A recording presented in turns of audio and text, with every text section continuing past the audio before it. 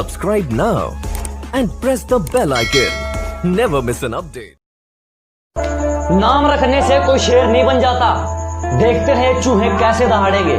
अजी नाम रखने से कोई शेर नहीं बन जाता, देखते हैं ये चूहे कैसे दहाड़ेंगे। और जो खुद का को सुधार ना कर सके वो हमारा क्या खाक बिगाड़ेंगे।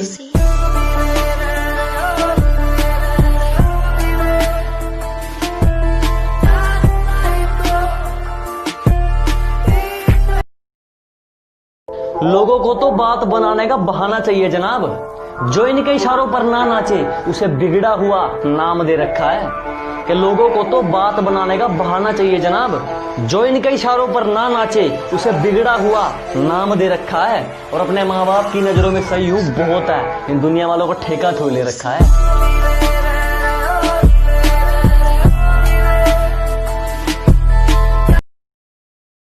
It's hard to breathe, but that's alright. Hush.